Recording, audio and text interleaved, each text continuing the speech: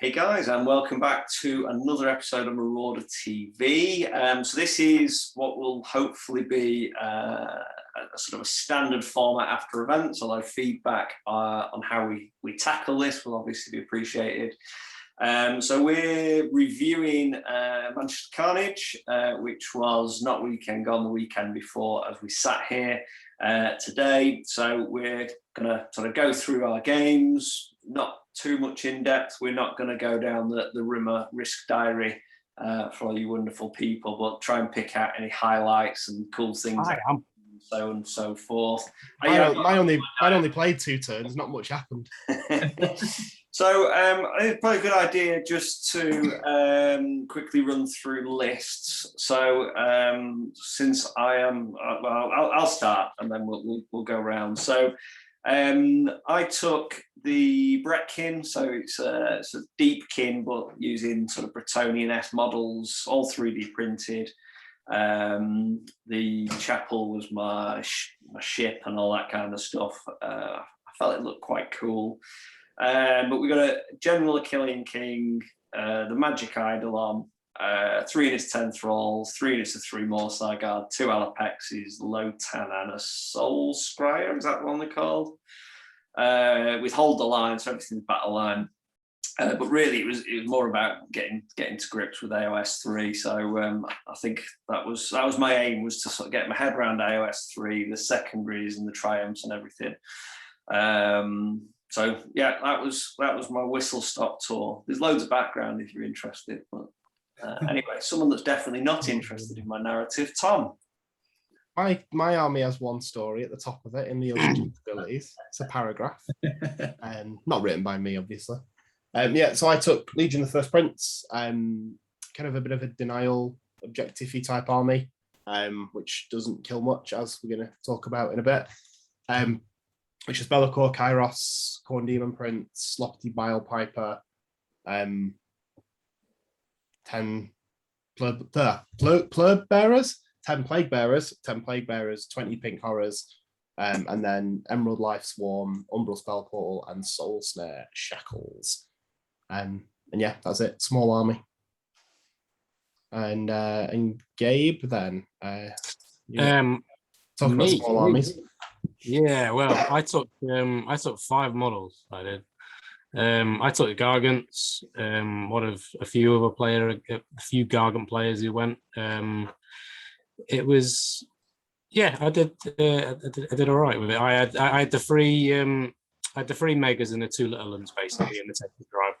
So it was all about counting as more and basically stomping across the battlefield, stuffing things in your pants. So. So how about you, Tom Blackthorpe?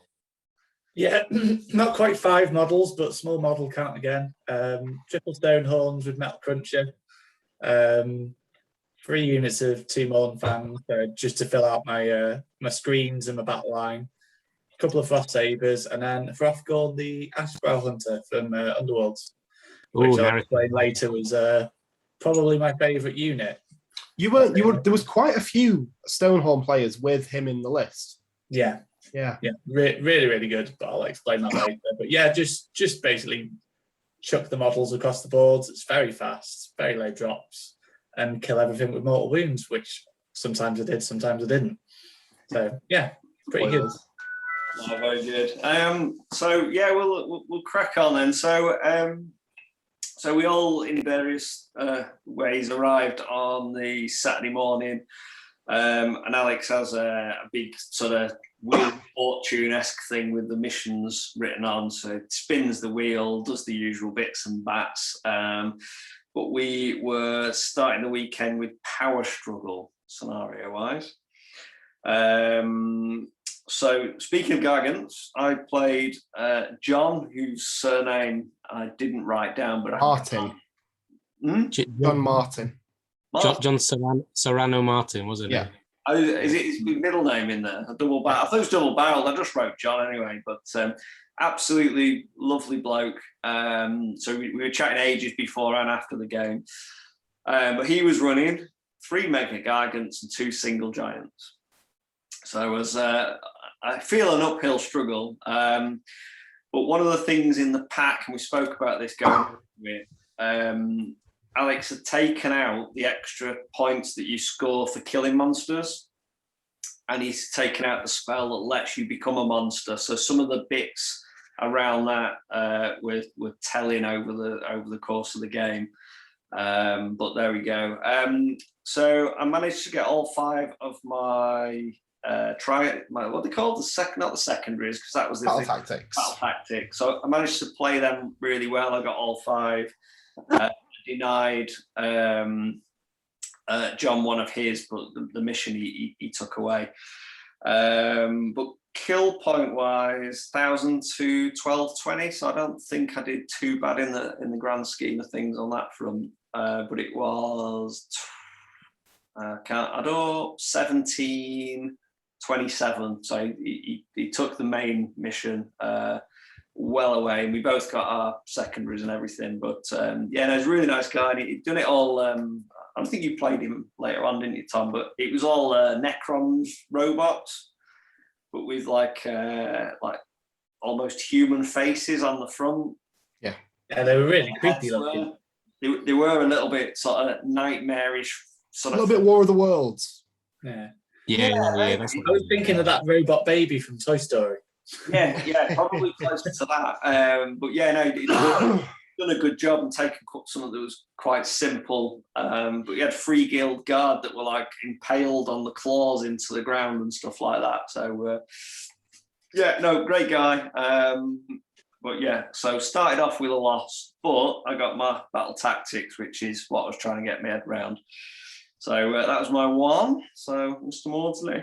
Yeah, cool. So I played John Dale round 1, which isn't it's not an easy draw round 1. John's a great player, and he's been around for a while, we'll say. And he was using Seraphon and Gotrek as well. So again, real trial by fire for a game 1. He was using, his list was, and I'll forget some bits, but it was a Carnosaurus Land, Gotrek, a couple of Skink Priests, 3 units of 5 Saurus Knights, and then 2 units of 2 Salamanders. So it's pretty aggro. Never played against Salamanders before. Like, quite respect them enough, I don't think. They're pretty ridiculous. But the game sort of came down to turn 3. We were kind of playing a bit of a stalemate. And because we were chatting and my list, as we'll go through throughout the event, although I played relatively quickly, my army presents a lot of decisions for the opponent to make.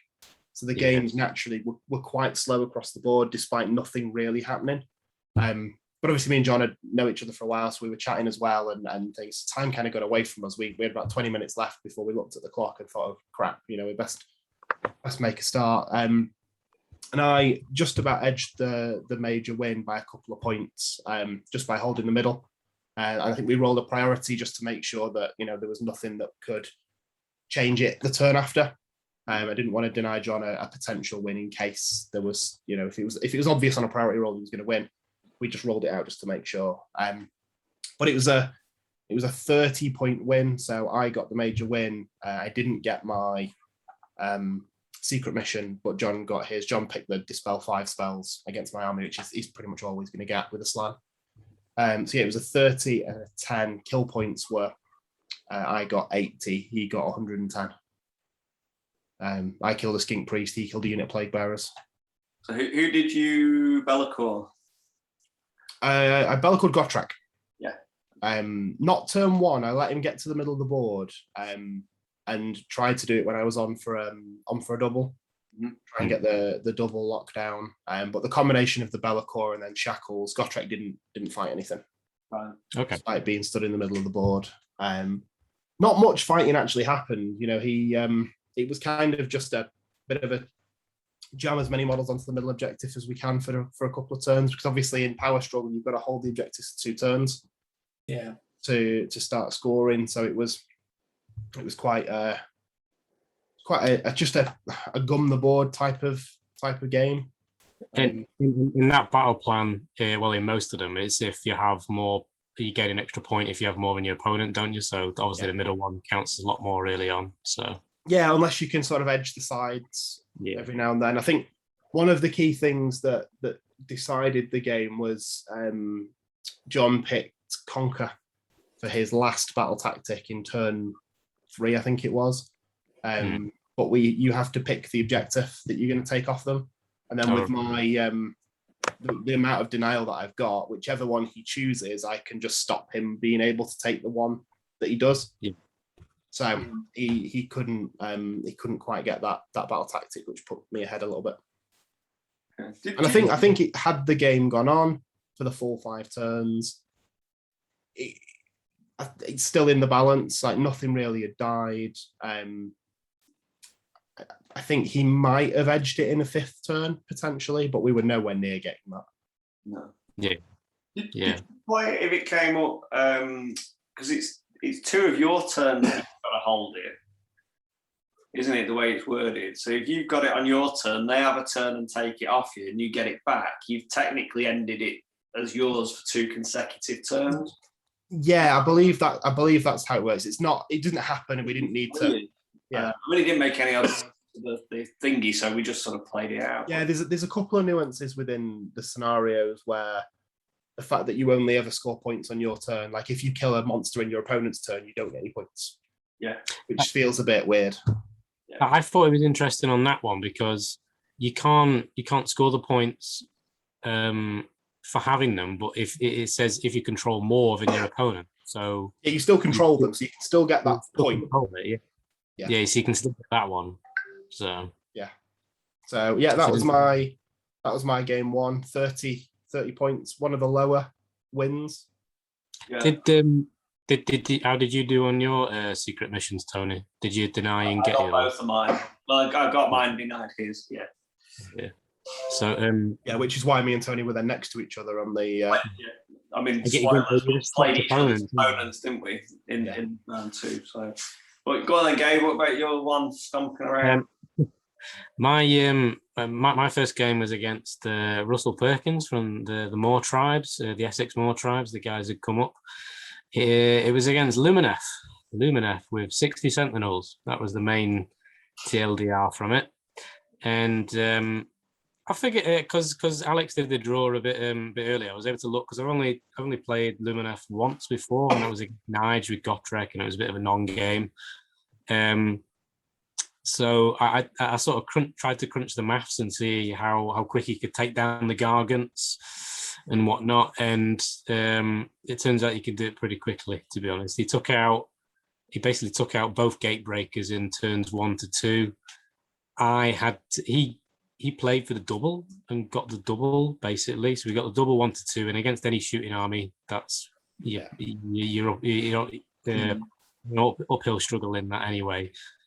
But when they're pooping out, he got every single spell off. When he's casting that many spells, you imagine maybe one or two of them might be a miscast or something, or not go off. Mm-hmm. Every single one went off.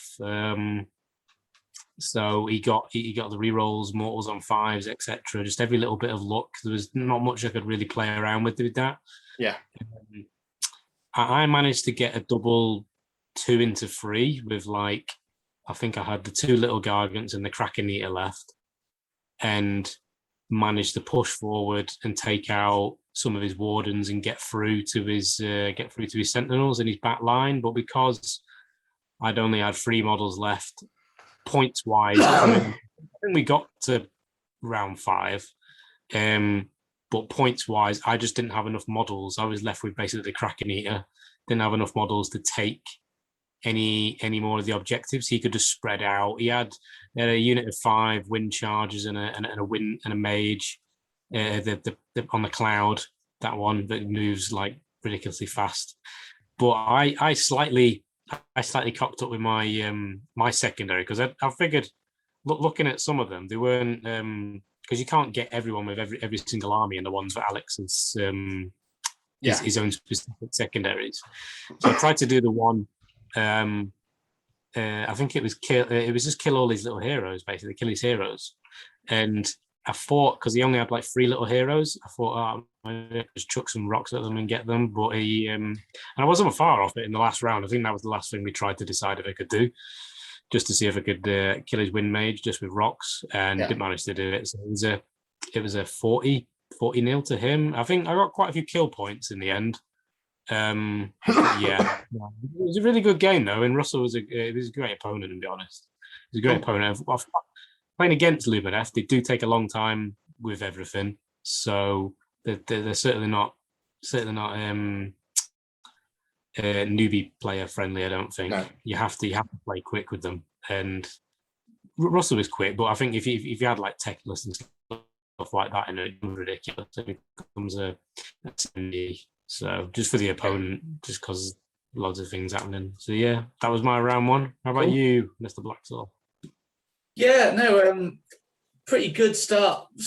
Although spoilers, I ended up losing the game. As odd as that sounds, because I was quite nervous being the first event in a while. But yeah, I played lovely guy Dan Elkington I'd not met before with Blazed Darkness Archeon. So Archeon himself. But yeah, it was a army sort of that we both looked at each other's armies and went, this is going to be a very quick game, one way or the other, and it'll be done in 3 turns. And it sort of was. Yeah. He had a 1 drop, I had a 3 drop. So it kind of went down to who could get the turns, and if anyone got a double, we'd probably take each other's armies off. So with Power Struggle, it was, you've got the long deployment. So I tried to use that to my advantage and sit my whole army just in a tiny little corner, right away from the deployment line. He gave me the first turn, and then I stayed there. So I did really well all the way through with the battle tactics. So I took the one for the run at the beginning, and just tried to use everything else to screen my Stonehorns. Again, Hrathgorn, as I mentioned earlier, was really, really good for that, because essentially he's 3 units of screens when you set him up. So I managed to stop Archeon for 2 turns through all that. But as I'll carry on mentioning, I didn't get a single priority roll for that game. And it carried on with that sort of back. But yeah, it was a game of priorities. So yeah, he got the double, managed to sort of clear everything else off the board apart from my Stonehorns, and then they were pretty much done by turn 3. So it was really close on points, obviously, because you're not scoring the objectives until turn 2. I think it was 12-13 going into turn 4, and then I never scored a point afterwards. Yeah, I didn't physically have anything left on the board. But in terms of scoring of battle tactics and how I played it, I was really happy. Just couldn't get one of those priority rolls. I think from playing Power Struggle a couple of times now, I didn't like the scenario at first because of the bookkeeping. Yeah. But actually, I think a good way to approach that scenario is to kind of play it a little bit like Star Strike, in that if you just kill them early, and you get the points later on. Because if you're on them and you're playing sort of tug of war with the objectives, no one's scoring anything. It kind of just, the winner is whoever wins the fight. Yeah, that's what I knew it was going to happen, because I had 3 Stonehorns and I went, try and run at me. I found them out hoping at some point to get a double and then go all in on Archeon, but I never got that turn. So I ended up just taking off a bunch of other little things and never quite having the right time to, because you can't half commit to Archeon. It's all or nothing. So I just never got that chance. But because if you get the triple Metal Cruncher in, you probably kill him. Yeah. So yeah, it was a really good game. Really nice opponent as well. But unfortunately couldn't get the win. There we go then. There we go. So 1 win and 3 losses. Nige, I think, won, didn't he, round 1? Yeah. And so did Tim. Did Tim win round 1? No, Tim didn't. No. Oh, okay.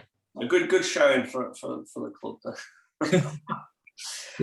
So as mentioned, so Tom and John were like the smallest win. Bottom of the winners. You and I was the highest loss because I got the secondaries the way that worked.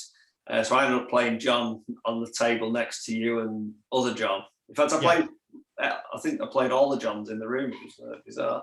So I don't need to go through the list too much, other than to say there was 5 Saurus Guard that you missed off before. Oh, of course, yeah. But they're just the Slan's extra wounds.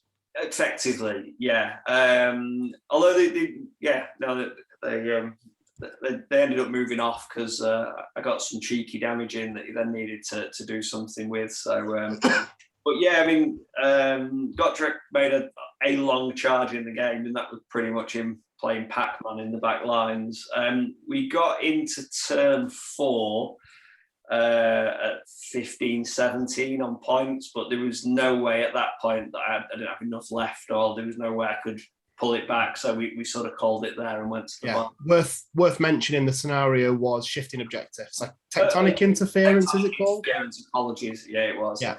But I got so up to turn 4, I got all of my battle tactics, but didn't deny any. I think they're actually quite hard to deny. You've almost got to be a bit lucky, haven't you, with some of them? Yeah. Carry on. Sorry. And I think the other thing to mention, John didn't have the summoning version of the slan. It was it was coalesced flesh and blood version. So at least what you killed, you took off. But I managed to get both his priests off. I cleared chunks of knights. But yeah, it kind of ran away. But I don't think that was necessarily a Deepkin issue. It was the way I built the list issue, I think, more than that. Because I had no real reach, which was quite telling. But I mean, you know, John's a great bloke, and he did buy me a brandy after he royally screwed me over. So I always forgive him. I was on the buying sports votes, eh? Yeah, absolutely. So yeah, that was me. Yeah. Another loss. But I played against John, Serrano, Martin that Tony played. He had to take a tribe. It was 3 megas and 3 little ones, not 3 and 2. I remember, because that extra one makes a huge difference against me. Yeah. So Giants is a hard matchup for my army, because I don't kill anything for the most part. And actually moving things off the objectives is super hard. So I've really just got to try and stop them from getting on the objectives in the first place. So shifting objectives, you've got a primary and you've got 2 non-primary objectives. I can't fight for 3 of them. No chance. If I try and do that, I just lose the game. So I have to ignore 1. So I left the right-hand one completely alone, other than dipping a Plague Bearer in to score it on turn 1 when I took the first turn, and then just using that Plague Bearer unit to anchor that flank. The objectives kind of dropped 1 on each, which was nice. I think if they all drop on the wrong one for me, I still lose. They dropped 1-1-1 for the first few turns. I was really lucky with my summoning. I managed to hit the 10 every single turn. So the middle objective that I'd stopped him getting on with shackles and sort of sitting out, so that he can't get within 3 of me. So he can't be on the objective. He can't charge because of shackles. Just managed to load up the objectives with Plague Bearers and Bloodletters and all sorts of random demon stuff. Used Kairos's dice the 1 turn that he managed to successfully unbind shackles by using the heroic ability to get an unbind. So then used Kairos's dice to make sure it doesn't get unbound, and that meant that shackles was on the middle objective for the entire game, so he couldn't charge, he couldn't get on that objective at all. And then we had a bit of a fight over the left-hand one where 20 Horrors and Bellicor took down a Mega eventually. But the battle tactics thing that you mentioned, Tony, I think is quite an important one, because it is hard to stop them. And actually, if you do manage to stop 1 or 2, you pretty much win, because you can't run away with just objectives in most of the scenarios. So I found myself using Bellicor more often than not just on a key piece, but also waiting, because I can activate it after they tell me what the battle tactic is, to deny those 2 points. Like, for example, John used the run 3 monsters for 3 points. Yeah. And picked 3 models, and I just Bellicored 1 of them, and he couldn't run. So then he couldn't get the battle tactic, and those 3 points make quite a big difference. Yeah. So yeah, that was I think it was 35. I think I scored my tactic and he scored his, or neither of us did. I can't remember. Oh, I did get 5 off John. I think I got mine and I didn't deny his. Right. I think we both picked the one where you had to get an objective not in your, or fully in your zone. So it was just right. done. So it was. Yeah. But again, that you couldn't deny. But that's. I left that one for a later. Yeah, I think that was a mistake on my part, taking that. So yeah, it was 35-5. I actually scored about 800 points in this one. which was killing 2 little ones, just chipping with Kairos spell and various other things, and then killing that 1 mega at the end. I didn't lose a point. I ended up with 50 models more than I started with, just through summoning. So yeah, it was a game that I thought I would lose, to be honest, not having the models or the damage output, but I just had to play a little bit, very denially, to pull out the win. Cool. Yeah, cool. My round 2 was against Courtney Brightwell, who's actually a local gamer to round here, who I've organised a game for like this Wednesday.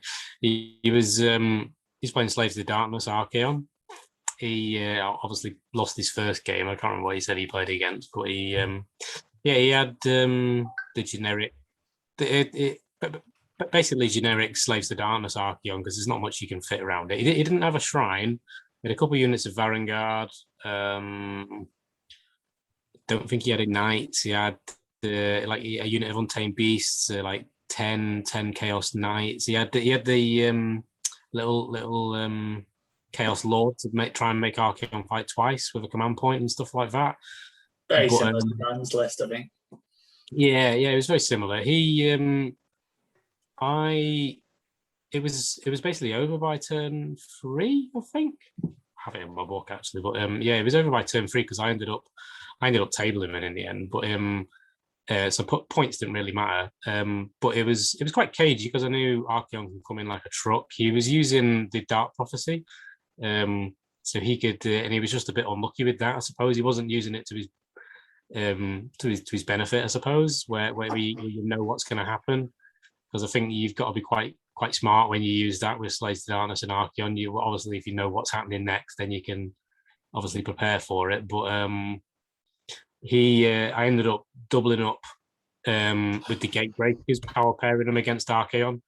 And because I was able to roar at him for a 3-up with one of them, he couldn't all out defense. He couldn't fight twice. He couldn't fight on death, anything like that, because he wasn't doing any command abilities. So yes. I was also able to chip like 8 wounds off him just by throwing rocks as well. So that was quite cool. And the Kraken Eater was on his own, and he was just taking out the other flank. That one, I think I got my battle. I can't remember with the secondaries, to be honest. I wasn't doing very good after the first one. After not denying and then not getting mine, I was like, whatever. I genuinely can't remember which one I picked in that one. But yeah, it was a great game. And a good opponent. He learned. He'd never played against Gargants before, so didn't really know what to do. I played against Archaon a few times, so I knew what to expect. First time against Gargants is awful. Yeah, you have no idea what you're like. How the hell? Yeah, you don't know what damage they can do, and then you realise how many runes they have and whatnot, and how much output you have to put into them to do them. But I think after a couple of games, 35, 35. Yeah. No, that's cool. Yeah, so yeah, it was good. How about you, Mr. Blackstone? I think this is probably my worst performance of the weekend.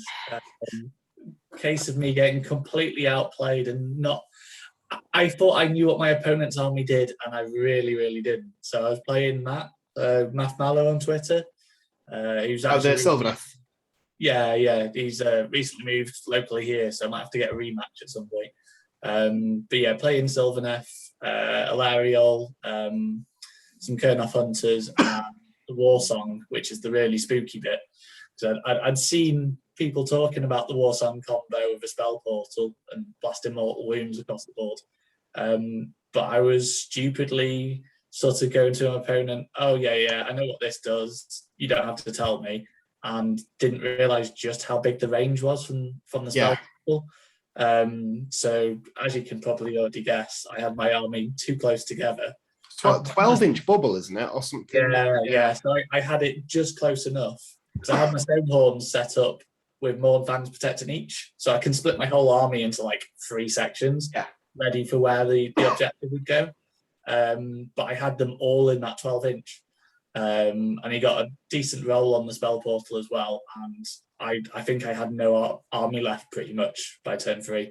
It was horrific. Again, no priority rolls again, but I don't think that mattered in this game. But he played really well as well. Really good player. So it was a good learning experience. Did a very interesting thing. Probably says a lot about what people think of Alariel. He threw Alariel basically at me on the alpha objective, just to sort of tempt me with the gambit, and I completely fell for it. Put too much in. I took play the Warlord as my tactic in turn 1. So I thought, better put 3 Stonehorns in, which is a very silly idea considering I think 1 killed her. Yeah. And yeah, just way overcommitted. I think that's the danger of the battle tactic, isn't it? Because yeah, you've got to do it then. You've got to do it that turn. You kind of have to overcommit, because if you don't, you're completely snookered. Yeah, You're out of place. You've not killed what you want, and yeah.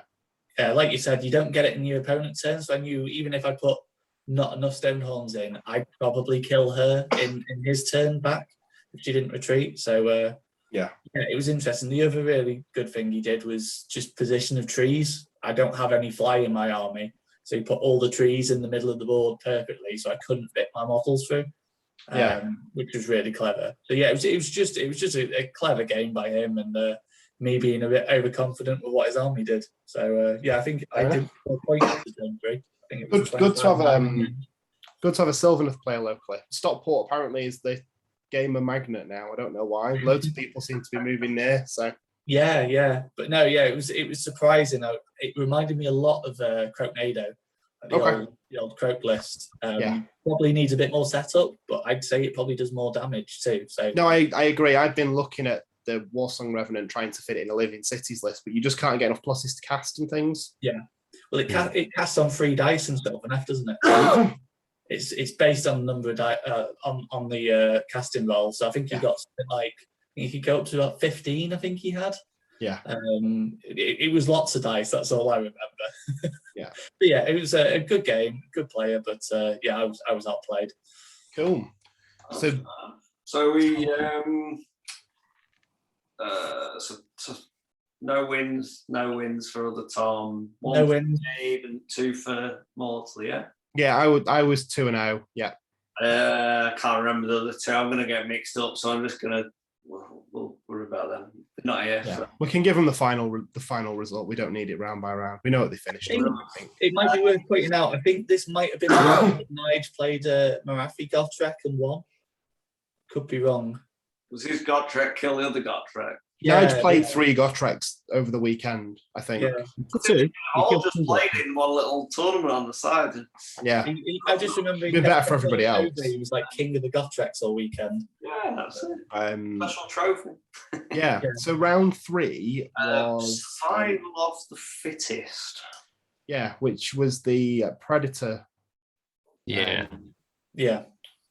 They're quite spread out, aren't they? It's a bit like old places. I'm doing this, but they're diamond across the diagonally across, aren't they? Which higgledy-piggledy. Yeah. Which is the technical term for we weren't playing on battle mats, so it wasn't quite as easy as the diagram indicates it would be. And yeah, you got the Predator units, which essentially were similar to monsters. Like if a Predator unit kills a Predator unit, you get an extra point. Yeah. In your turn, not in their turn. I must say the in your turn bit, I didn't quite realise, because one of the ones I had, I could have just thrown into something and it died. Yeah, I'm not quite sure that's the intention, if I'm being honest. That it's just the way that the scoring rules work. Yeah. But it is what it is, and yeah. No, that's cool. It's not particularly intuitive. So I played Byron. So of Face Hammer fame. So someone I've played quite a bit and hung out with quite a bit over the years. He's done like a list diary for building this and painted it in quite a short period of time. But it's basically a keeper, like heavily converted. It looked the conversion rate was bob on. An epitome Sigvold, which is like stealth Gotrek. I can only describe it as. Yeah, Sigvold's great. But I think it's quite cool. a bit sly because I think Gottrek's going to get hit somewhere by some kind of bat with Nerf written on it, and I think Sigfold might come out of that unscathed and be okay.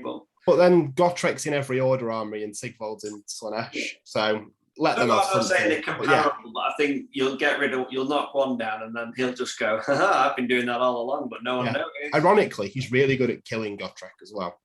Yeah, he's pretty killy and unsurvivable. But and then it was 2 units of 3 Varus, I think 11 Bliss Barbs. Yeah, that's the base unit is 11. You get 10 men and a little dude.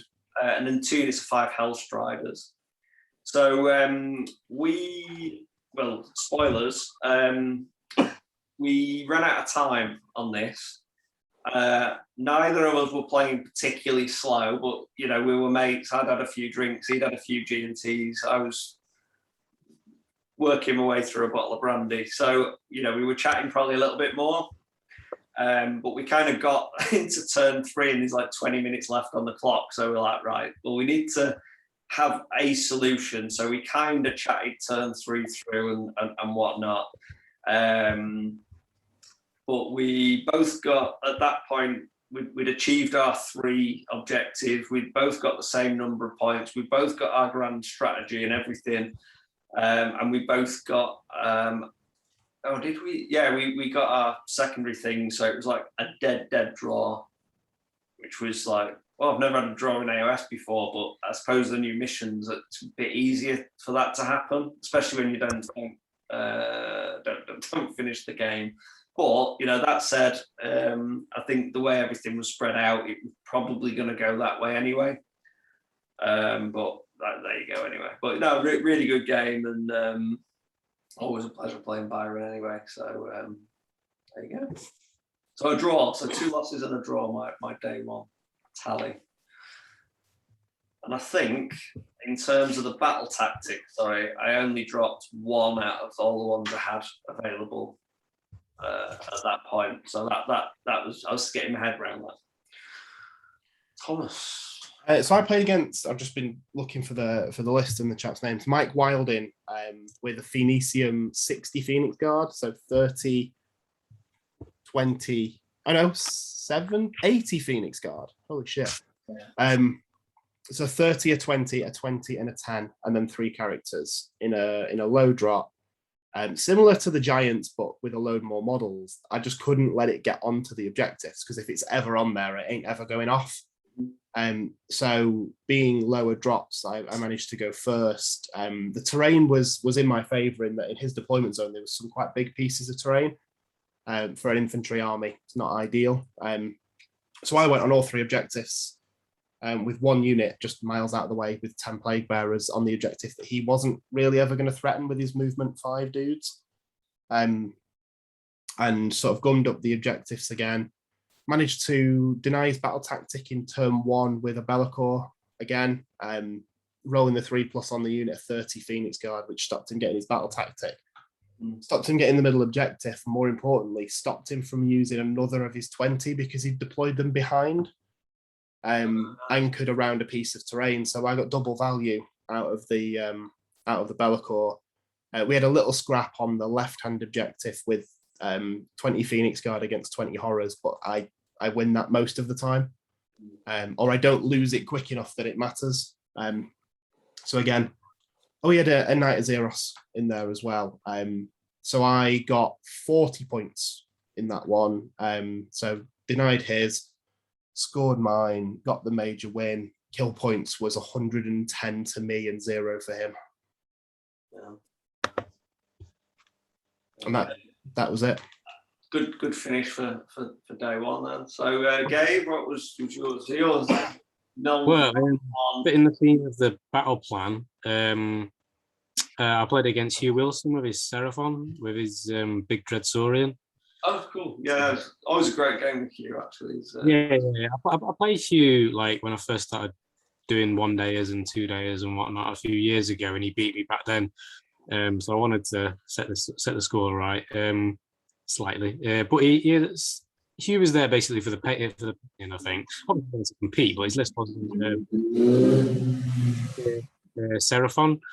I think the Dreadsaurian can do a number, but it's just I think there's other options with salamanders and stuff like that in the book. But it was a good game. He probably made one mistake where he sent off his dude on a Carnosaur, tried to take out. I think he picked the battle tactic to try and take down one of the gate breakers, but I think it was the one with the 5 up after save with the amulet. And he sent him like a missile going across the board to take him out, thinking with the 5 damage, and then he just rolled horrendously and just like fluffed it completely, and then he just got smacked down. And TLDR, I just ended up tabling him again, tabling this opponent again. And the thing, he couldn't, basically when I got onto those objectives, he just couldn't clear me off enough. And there was a funny bit where the Kraken Eater managed to stuff a pterodon in his pants, so that was quite interesting. But as well, though. Exactly, I think that was. I think I might have denied Hugh in that one. I denied someone in one of them. I can't remember which game it was though. Well, I might have got 40 in that one. I can't remember though. So, yeah. So, Tom Blacksaw. Yeah, I was playing Seraphon as well, actually. Playing against Darren Styles, one of the Bucks guys. Really nice guy to play. Yeah. Played him before at the last Carnage. However many years it feels ago now. What was it, 18 months ago? And he beat me, so it was a bit of a grudge match. But yeah, he was running, I think it was Thunder Lizards, Slam, some Salamanders, a Stegodon. He had the other one, didn't he? He was the only Seraphon player with the ones that drop from the sky. Those ones. No. I'm trying to think if it was. I hadn't noticed. I thought it was a coalesced list. You can imagine at that point it was game 3 of day 1. There was a lot of drink going on. We were actually in the table next to Tony and Byron, so there was rounds of drinks going on. I think on our whole row of tables at that point. So yeah, it's a vague memory, but it was my first game. I managed to choose who went first, which was massive for my army. So I let him go first. With Gotrek, he had nothing to target, so he just threw him in the middle, and then I just took out both flanks, took out all his salamanders, took his screens out all in one, and he basically couldn't catch me up to scoring because I outscored him on the one that Gotrek was on and just dodged around Gotrek for the game and cleared most of the stuff off the board that he had left. My third game in a row, I didn't get a priority as well, by the way. So I managed to win, but I still hadn't had a priority at this point. Yeah, horrendous for more priority rolls. Like 2 months, I haven't won one. And just like this, more of averages doesn't have to. This was before they changed it. So if you had, so this must have been end of 1st edition. But yeah, there you go. Anyway, I was definitely getting some luck though, because Darren's luck was appalling. I think at one point I was like, just put your dice over there and you use those ones over there for now. Because his saves on Gotrek were appalling, and yeah, he was just whiffing all over the place. But yeah, it was a good win. I think it was 23-14 in the end. And he basically, once it got to turn 3, he just couldn't catch up anymore. I'm sure there's a Palpatine meme of Gotrek not being able to roll saves of like that very excellent type thing. But we all decided we stuck around, didn't we, on the Saturday night, and we ordered from about 7 different takeaways between us. Yeah. I did. Yeah. 5 of them were Tom. And Alex put on a quiz, which was a quiz. There's some geeky stuff in there and some general knowledge stuff. Although it wasn't until the answers that I realised the general knowledge were all questions about famous generals, which might have got us another answer or two. But yeah, I would say we didn't embarrass ourselves, but we didn't particularly shine on the middle of the pack, I think. Yeah, that's thereabouts. But yeah, no, it was good fun. And then Gabe dropped us off, and it wasn't too late though either, was it? Getting back, because I'm sure Caitlin was still up when I got back. No, I think everyone, it seems, had quite a busy day of Warhammer. I think it took a while for people to get used to the sort of 2 I was days. knackered. I had 2 teas and 13 or 14 beers. So I was cooked. I was ready for bed. So don't know what time it was though. It wasn't that particularly late. It was like 10, maybe. And then in what? I just work. Caitlin's awake. It wasn't that late. It's gone to bed. It was. So, but yeah, no, that's good. So we rock up on Sunday morning. So I'm on a draw. Tom's on 3 wins. Gabe 2, and other Tom now on 1. So I think there was a joke actually between us. We only actually at one point, like between like us 4, we were like 2 players worth of wins, and we'd be doing all right. There you go. So Sunday morning, so my reward for being below average, I got to play the wonderful Trog. He doesn't have a real name. And funnily enough, it's one of those people that I've never played before, ever, despite going to loads of events at the same time and all the rest of it. We've never crossed dice, as it were. So got a guy with his face on here. Which you can't see. Oh, he's faded out. What was it? Have you got one of his? It was caught by your background thing. Yeah, see if it'll do it there. Yeah. I got one of them and a Trog stick and everything. It was a little goodie bag. It was brilliant. Yeah.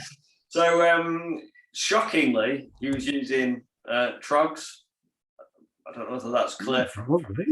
Double Trog boss, double cave shaman, a web spinner, which I've never ever even knew you could do on its own on foot. Yeah. Never knew this. Got a good spell. Yes. And he has a 2-up rerollable ward save, apparently. He was the jammiest little goblin you've ever known. But it was all cool. 2 units of 6 rock guts, a 6 and a 3 fellwater trogs, and then some endless spells and bits and bats. So this was Veins of Gur was the mission on this one. I think spoilers. I ended up 34-24 on this one. Because it's 3 objectives, and he never. That's right, isn't it? It's 3. 3 objectives. Yeah. So the first one dropped on my right, which I managed to tow in, and then he took off me, and then the other 2 went on my left.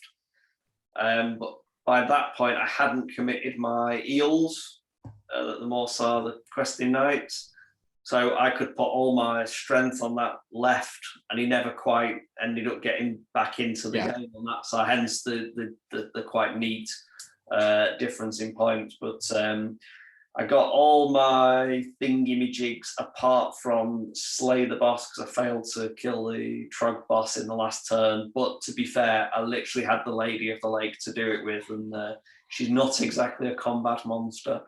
So she tickled him really.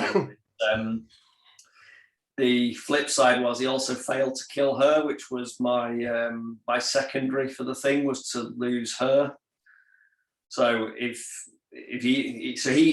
didn't kill him to get that, and then he didn't kill me back for me to get mine. So it was like a double negative in that sense. But really good game.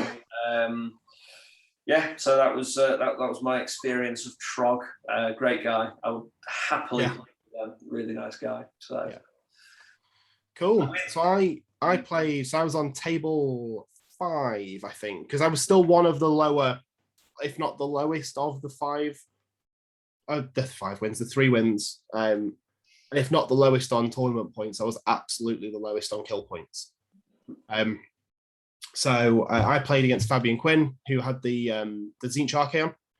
So he had Kairos, Magister, Blue Scribes, Casters, Screamers, Archaon, and Cogs, the most important thing in his army. And I was quietly favouring the matchup, with Archaon and things. I think, I can get up really early, Be'lakor Archaon, be sort of 10 points up and in the first couple of turns in a capture more, capture 2 objectives sort of scenario. And then it's his game to try and claw back, and I can always score some points every turn and hopefully just stay in the lead. But the scenario just completely threw that for me. In a game where I can't not Belloc or Archaon on turn 1, I need to be able to score on those turns that Archaon's not doing anything, and there are no objectives on the board. So, my Bellicor scored me 2 points, so I was 2-0 going into 2, whereas I could have been 10-2, roughly, which kind of, it still wasn't unwinnable, but the objectives didn't quite land where I needed them to. So we played 4 turns, but it was obvious after the 4th turn who was going to win. It was in the balance, came down to a priority roll 3 into 4, where I could have snuck it still when I went for a big play to steal all the objectives back and things. But ultimately, the power difference in the lists was apparent, and the scenario really didn't help it. So that was a 35 to Fabian 5 for me. I took the Dispel 5 spells, and he cannot remember. But yeah, it was a loss in game 3. So I came to game 4. So 3-1 after that one. Okay. My game 4 was against Ed Harrison, another of the Essex Moor tribes, with Seraphim coalesced again. Nothing massive like surprising in the list. There was no Gotrek, there's no salamanders or anything like that. It seemed pretty typical. And I was quite confident, to be honest, going into it after just beating Hugh in round 3. But again, to be honest, I didn't play very well. To be honest, I deployed probably quite poorly. I put the Gatebreaker with the artifact on one flank and the rest of the Gargants on the other flank, basically, and went probably a bit too aggressive. Managed to get the Gatebreaker with the artifact into his unit of Saurus, but this was after, I think I gave him turn 1. Yeah, I gave him turn 1, and then, but I didn't win any priorities after that. He just kept taking first turn, and I kept going second. All the objectives all fell down on my left flank, basically. So where my Gargants could get over there, the ones on the right flank, but the other Gargant went down pretty quickly before the others could get over there and capitalize, basically. And the biggest thing in this game that I found out was when Seraphon have so many like little heroes that are dirt cheap and putting out those buffs for just free, that it just stacks up and made Saurus warriors just absolutely, just decimate a Gargant, because I think obviously because he was in Coalesce, they all get an extra attack on the jaws and stuff like that. Yeah. But because we had the generic prayer curse, because I'd gone at him, basically his little priest boom range for that, because it's like 9 inches, just went straight away. Everything explodes mortal wounds on me, and it just brings you down so quickly. That and the damage reduction I can't really do to him, because it just reduces my damage every single time. Yeah, it's just a massive grind, and he wins that grind. He played really well. He was quite aggressive with his little Engine of the Gods, had little skink. He had like Cloak of Feathers or something on him, so he's -1 to hit, which the Gargants hate. Tried to take that out, but as soon as all three megas were gone, it was just we called it, basically. I think it was a 40-0 to him again as well, because I think I take which secondary I took in this one. I took the killer battle line with ranged, and he had like units of 10 skinks, and I figured I could pop them off, but he kept hiding them after that, and it was just a massive distraction. It wasn't a good game.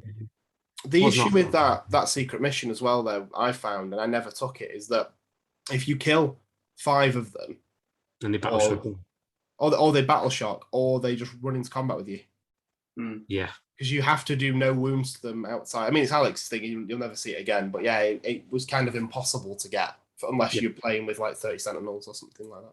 Yeah, and I was a bit restricted on some other things because they were great for Gargants. It's like unbind 5 spells. Yeah, I can't do it. So yeah, that was my round 4. So I was still going. I was 2-2 at that point. I was hoping to get the win and try and go 4-1, but it was he played really well. He played really well. It was probably my worst game out of the 5. Definitely the way I played and probably how much I enjoyed it. It's a hard.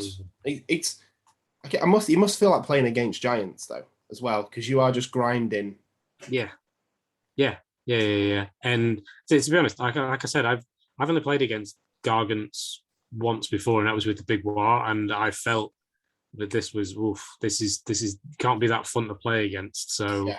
I do ask people when I'm playing with the Gargants, I hope this is fun. I hope this is actually interactive. And a lot of people say it is, but for some armies, it's just not. It's like lying, to be honest, game. To what? I think they're lying to you. Maybe. Probably. Every time I write a list now, it's like, right, can I do 35 damage reliably in scenario A, B, and C? And if I can't, I'm like, I haven't got an answer to that question. But yeah. So yeah, that was my game 4, and yeah, it was a bit. It was an eye opener. What's it called? Remembering how good Seraphon can be and all the benefits they have. Like I said, he was a bit similar to the Lumineth player, where he's casting so many spells, you expect one of them to be a miscast or something. No, every prayer off instantly. didn't win a priority. I mean, I can't blame it on that, but you know what I mean. It was just like didn't have any luck really. So yeah, that was my game 4. How about you, Tom? Oh God, sorry. I'll just wait for Tom to wake up. Don't worry, I'll wake up. Don't worry, I'm back in the room. Yeah, no, I think I had a bit better game than you, Gabe. I was playing Paul Coram. So he brought Ideneth.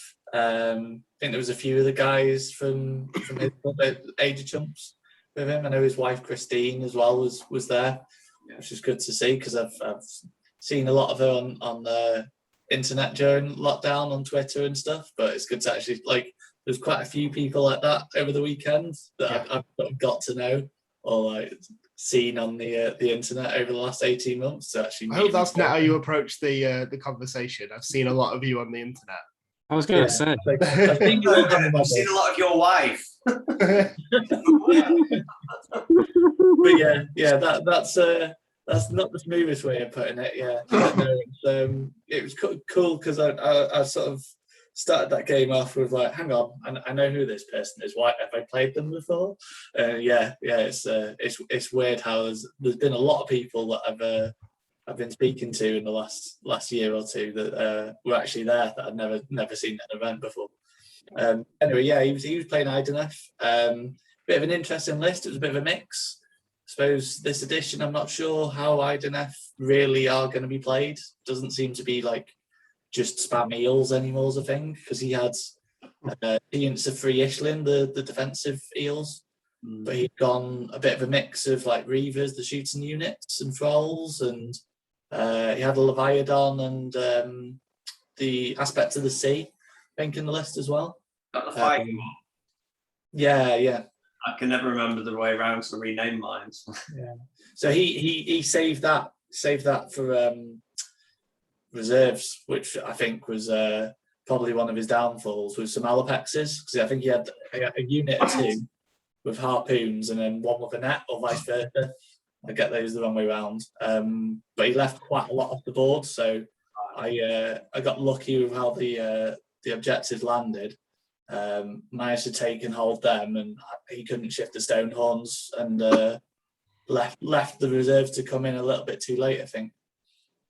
Yeah, I must say on the reserve thing, so I took take 3 units instead of 2.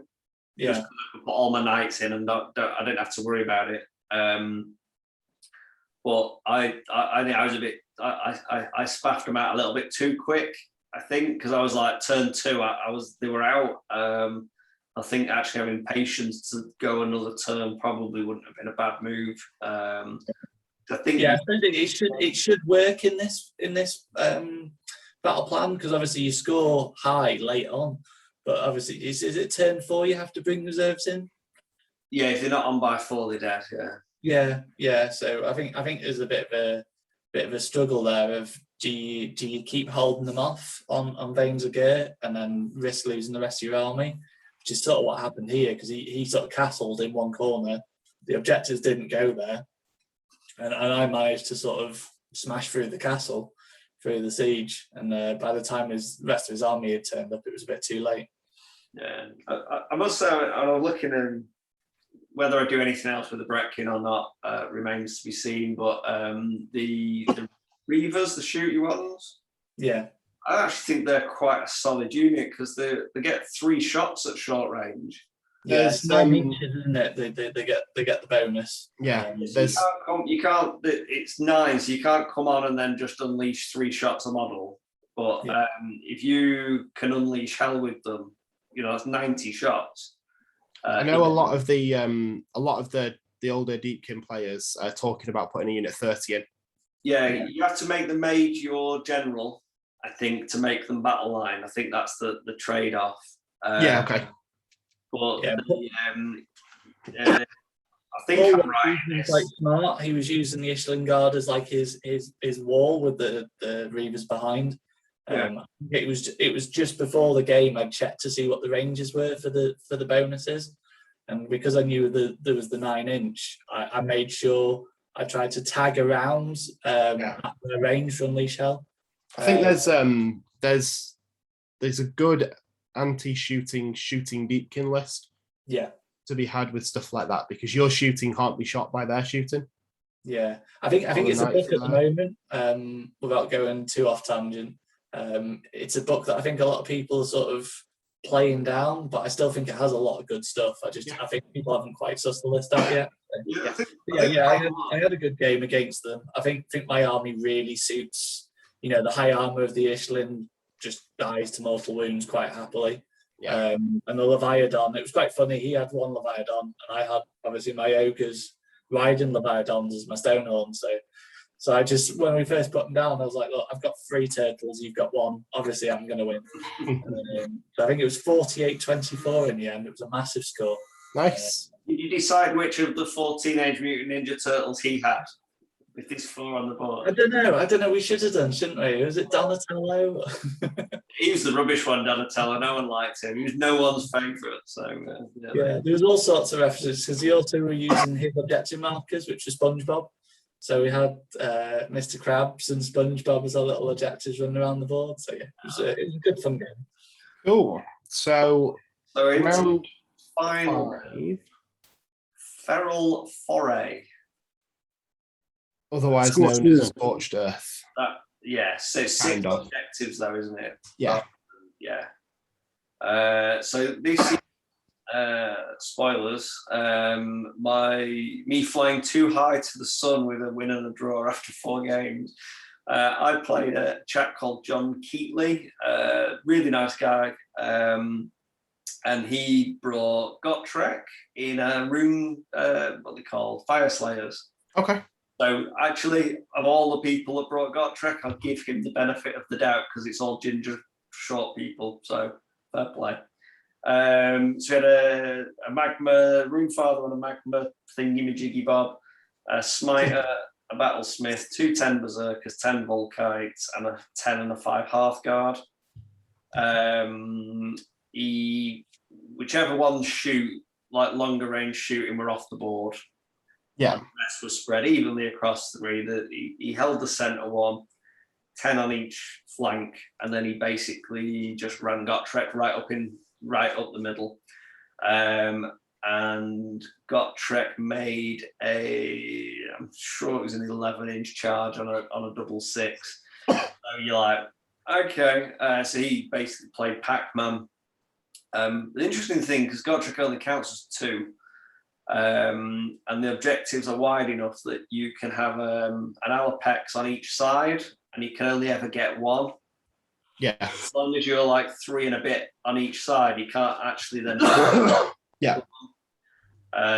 So there was a bit of dancing around there, which felt like a clever play. for the time of day and how tired I was after 5 games of Warhammer.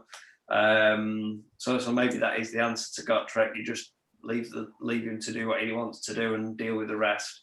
I brought in my knights and everything, my top right, and cleared 10 off to get that objective, which I burnt straight away because I didn't think I could hold anything. I think a possible mistake on my part, but I'll sort of explain and you guys can tell me. I burnt the middle one on my side of the board with the turn 3 burn out the General's Handbook, because I felt if I burnt either of the other 2, it just gave him the license to move his stuff off, whereas I actually had to babysit because I had last things that could get there and just nick it. And it also meant that Gotrek was off on one flank or the other. He'd never be able to clear both. So that was kind of the rationale for that, but it didn't work out for me anyway. I got absolutely battered. Although we did play the 5 turns, it was 160 BPs, which was that one unit, to over 1,000. And I failed to bring his Magmadroth down, and I failed to conquer, so I only got 3 of my battle tactics on that one. So that was my last game. But fair play to Johnny. He played it well. I think on another day, if I was maybe had a bit more mental acuity, wasn't as tired, I might have been able to sort of manipulate or maneuver around and do something better. But what are your thoughts on that, dropping that middle one on my side? Was that a good call, or would it have been better just taking one of his and risking another chunk of dwarves running at me? I think it's one of those decisions that'll always feel right or wrong depending on whether it works. Yeah, no, that's fair. It's a hard one. Without knowing the entire layout of the table, it's hard to say objectively right or wrong. And I think even then you'd still not be right all the time. Yeah, no, that's fair. But so that was me. So finished a loss rounded off with a win and a draw. That was a 40-0 as well. So I got nothing out of that game. Yeah. But there you go. I think that's one of them. I probably burnt some of my easier secondaries in the Carnage pack too early that actually saved them. I might have been in a better position there. Fair enough. Later on. Yeah. What about you, Tom? So you 3 So aren't you, at this point? I was in the Wolf pack at this point. I was in the 3 and 1s, the danger tables, where you could have the worst game in the world or the best. So I was kind of like, I wasn't particularly looking forward to the draw, to be honest, based on there was nobody there that I wouldn't want to play specifically, but there's a lot of armies that at that point, when you're not playing to win, that I just really couldn't be arsed playing against. But luckily I was drawn against Russ Charles, who's a lovely guy, played before. I was on a team with him many moons ago at Warhammer World event, filled in for a dropout for them. So we had a lovely game. He was using Beastclaw, Stonehorns ×2. We had a Thunder Tusk, Hrothgar, the Mournfang, and he had a Butcher. Didn't he have some Yetis as well? Sorry? Yeah, 3 Yetis, yes. Yeah. I remember coming over to your table afterwards. It looked really good. Yeah, because he was wolves or something. Yeah, using the Forge World Skin Wolves. He was using Blood Gullet instead of Boulder Head. So he had the Splatter Cleaver on one of the Stonehorns, which is actually ridiculously good. Yeah. And you start getting in there and just healing with that, plus the heroic healing and the pot as well. Like you really, really survivable. But we played the game before, Tom, didn't we? That was the first game that I played with my Be'lakor list, was against your ogres in the Blood Gullet style, which helped me quite a bit to understand sort of potential damage output of the Stonehorns and work out where the danger was coming from. It's a hard scenario for him, given that although I don't have a huge amount of models, he's always got to respect my summoning. So he's got to protect his back objectives a little bit as well. But with Hrothgar, like you say, just dink, dink, dink, and it really stops a lot of the board space for summoning. We played, I think we played three and a half turns because we were just chatting. Both of us were kind of like, it's round 5, let's just have a nice game. I came away with the win. I believe it was 40. It may have been 35. Again, I scored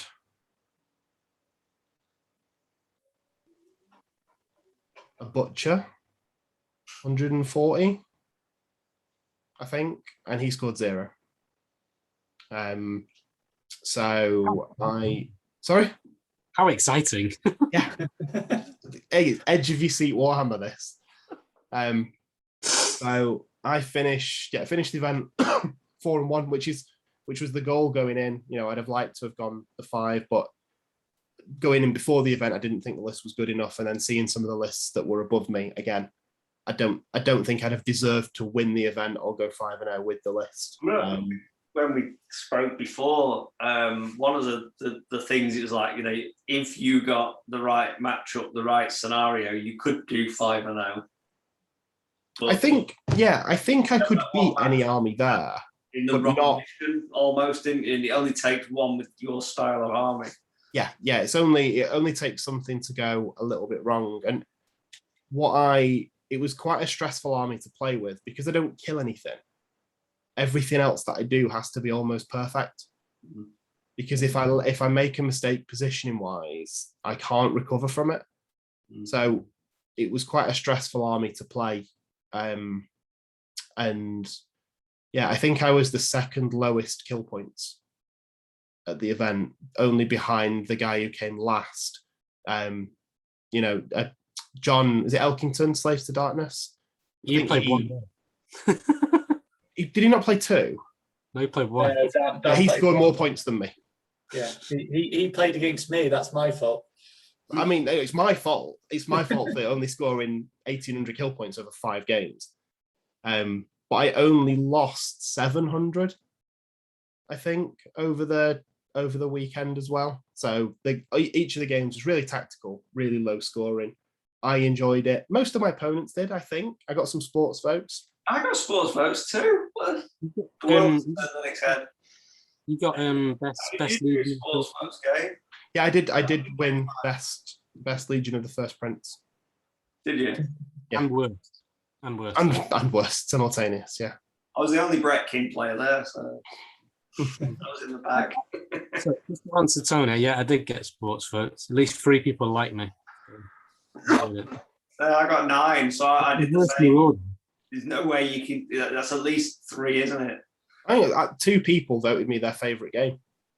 Yeah, that's cool. No, I mean, I think it's probably worth just staying here because the way the sports were done, it was 5 if you got a first vote, 3 for a second, and 1 for a third. Yeah. So looking at 9 points. Either everyone's third apart from 1 who was a first, or 3 people put me as the second one. Yeah, just maths. So I'm really chuffed with that because I mean, sports and me have not been friends, but maybe the granularities helped.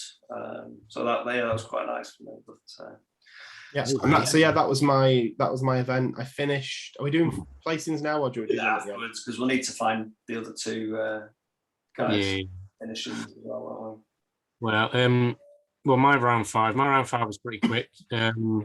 As we said before about people not enjoying playing Gargants, I played a guy called Mike Browning from the Books War Game. One of them guys that came up. He's playing Soulblight Gravelords, which I've played a couple times already.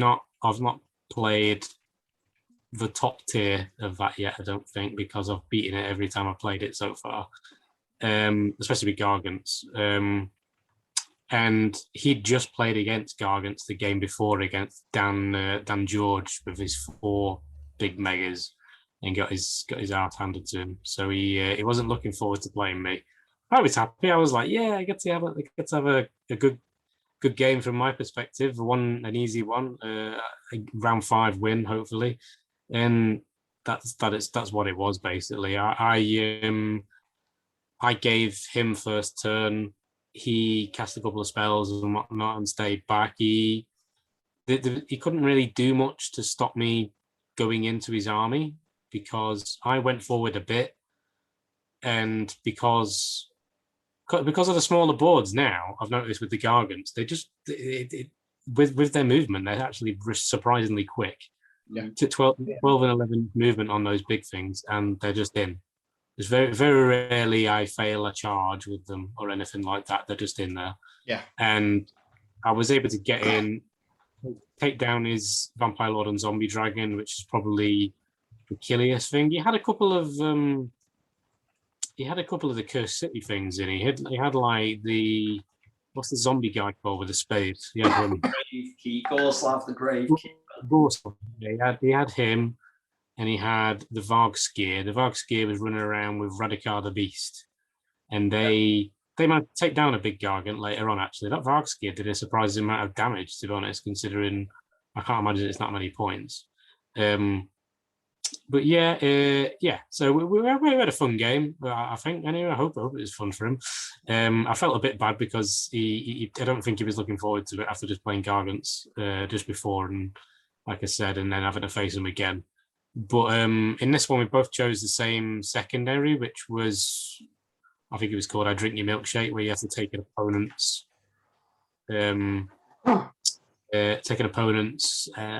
objective. He only just got his, but it's still hard. It's so hard to stop. Yeah. To be honest, it's probably easy with me, but he takes down a little Gargant and then he's done it. So it was a 35 win for that one for me. So I went 3-2, which I was happy with, and that's all I wanted really. Just punch above my weight, and like you said, like a bit like Tony, I think when I put my goals of the tournament, it was to enjoy the game and just to get back into it again. So I was quite happy with that, and I had out of the 5 games, I had 4 really good games, to be honest. Even the first one I lost, so I really enjoyed the weekend in general. So ultimately, the main thing in it, if no one enjoys it, we might as well just hang up our boots. Exactly. Yeah. Go on then, Tom. What was your weekend finish? My last game was an Ogre's Mirror match against Andy Bryan, who I played a couple of years ago. Yeah.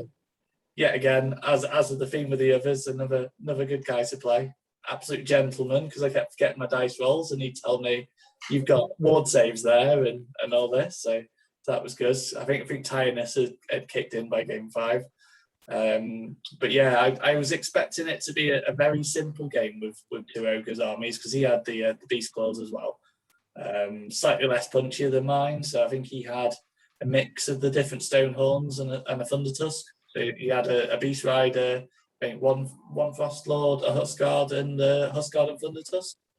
So I figured my 3 Frost Lords would be too much for him, but it was a really, really, really close game, like real chess match, which seems odd for 2 destruction armies. But it was pretty much I go, you go all the way through with turns. So there was no double turn smashing people off, anything like that.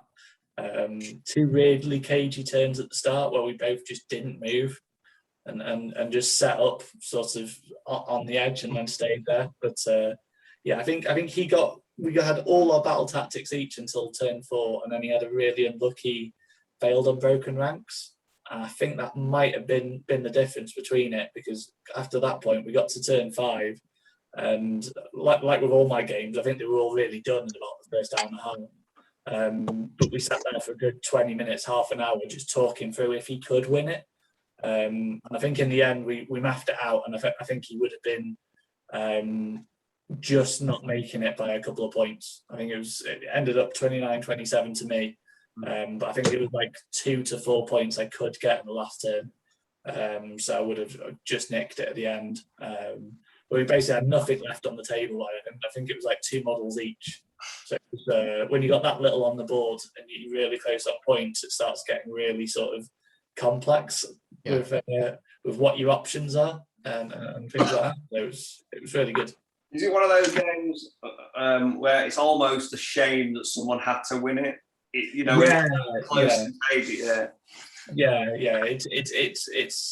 I really enjoy those, and I think also the fact that I didn't want to give myself too big expectations, but I knew the 3 and 2 was doable, so I got them ahead a bit. But Yeah, it was a really enjoyable game. I think I often find once you get to game 5, although you're a bit tired, you really know your list inside out, and you're playing someone that's about the same level as you, even if it's on the top tables or not. So it was one things of those, have filtered a bit, haven't they, at that point?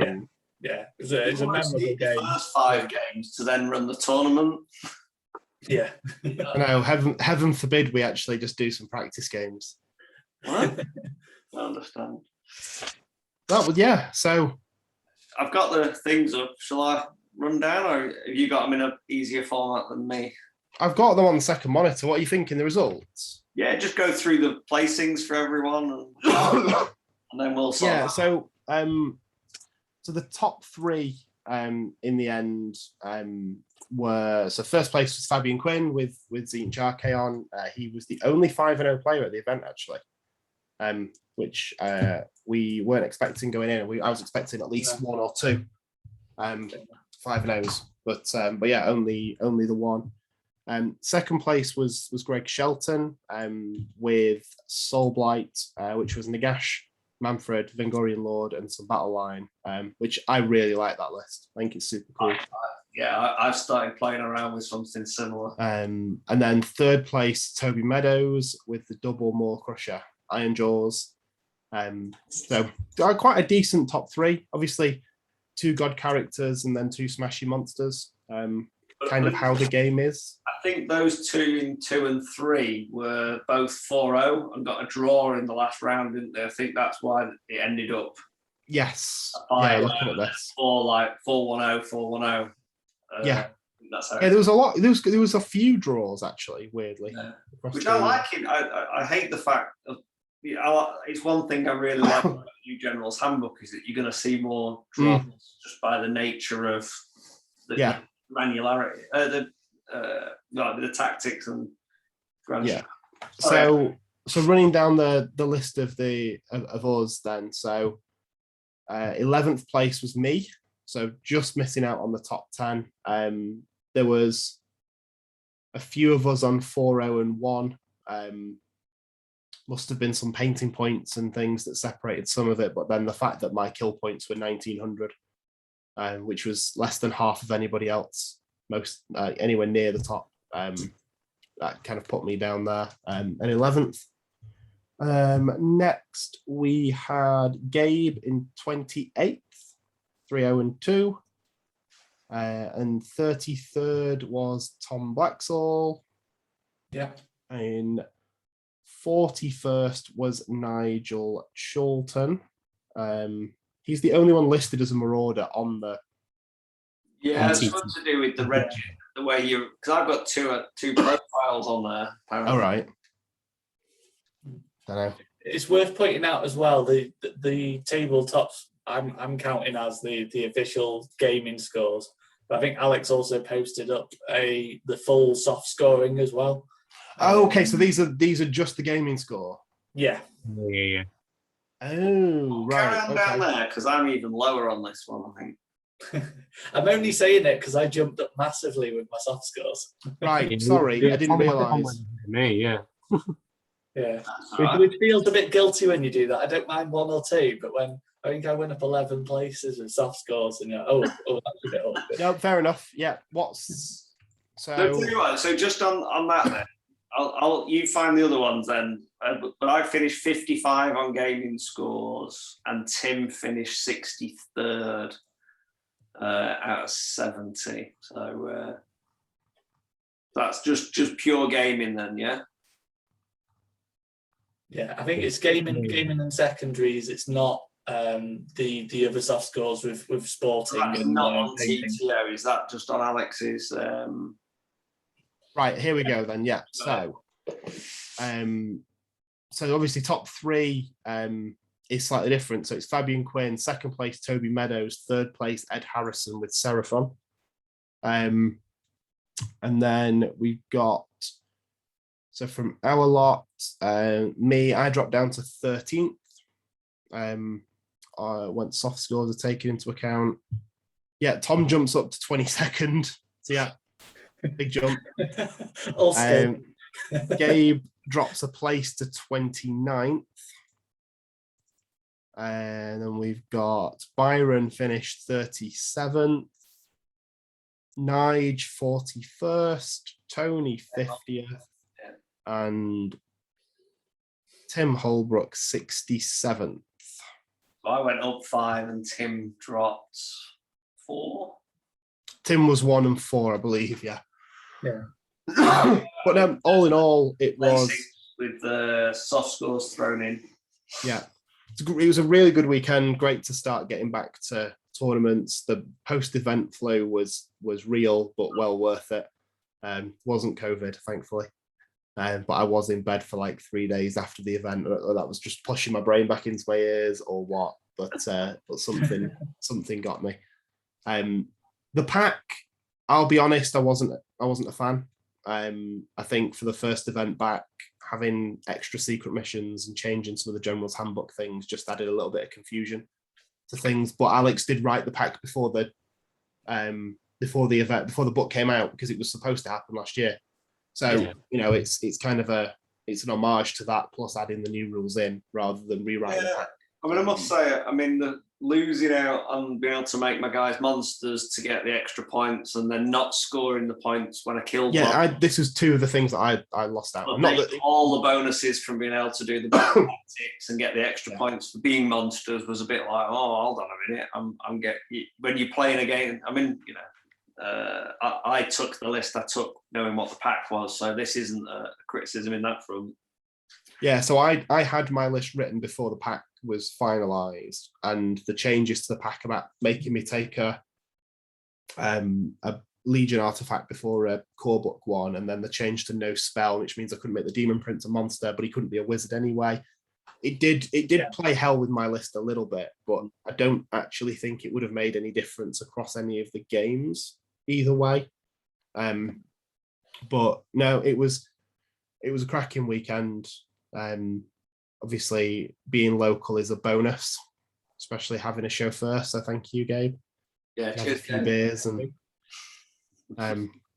it was roll on the next one, which is another home event, Facehammer. September. As a team one, is that after that? That's after 2 weeks after. Right. Yeah. So obviously we'll do a another show similar to this for Facehammer. I originally said after this weekend that I won't be playing Legion again, and it was going in the bin because I didn't really enjoy it, but I'm probably taking Legion to Facehammer, spoiler alert. Got about 7 different list ideas. I'm just trying to decide which one I want to use. Just playing around with things that might be a little bit more killy. Are all 3 of you at Facehammer? No, I'm not. Still not. I will be. Me and Tom. Is as well, is he? Nige is as well. Yeah, because it clashes for me because I've got stuff already in the diary, and it's because we're going to Blood Tithe, I can't do 2 weekends that close together. So we'll probably do me and Tom and Nige, and maybe we'll pick somebody else who's going to the event that we know and do a little round table thing similar to this. And then we've got to do our Blood Tithe lists. Yeah. Well. So, it's basically us, but other Tom becomes Busby, doesn't it? So the correct team. Yeah. Good sub, I think. Be good that. I think as Tom's handily rounded up, it was a great event. I think, and I'm sure Alex will. In his innocence of AOS 3 and General's Handbook, would probably have made some different decisions in the run-up. I think that's probably fair to say. In terms of objectives, I think we all broadly hit what we wanted in terms of wins, etc. The battle tactics and that side of things was a key thing for me to get my head round, and when do you heroic? That's the other thing as well. Everyone keeps saying it's your birthday when you do that heroic once per game wound and things. No, it's the best day ever. I know. So, everyone's got their own thing for it. So that's but I think that's going to be quite interesting when you go events. And you're like, it's his birthday, and everyone's like, what are you on about? It's his best day. So but it's really, really good weekend, and as you say, it was great just to hang out and have a curry and Yeah. brandy and just see people. And it's great because every person that you've pretty much said, like, oh, I played X person, you're like, oh, amazing, I've not seen them in ages. It's great to catch up. And that's really good. So Cool. we'll call it there. So, Mr. Blacksall, you've not signed us out one of these yet. So, do you want to close us out? Yeah, man. Yeah, I can try. Wow. In fact, well, I'll say one more thing as well beforehand. We were saying on about the pack being, it's a bit Wild West time of the new edition at the moment, but I was surprised by how well it was run in terms of rule queries and everything. Alex just kept everything running smoothly. Like, I think that was pretty flawless as far as I could tell, which is a rare thing. So I'll just keep that one short. But yeah, thanks to Alex for that. But thanks everyone.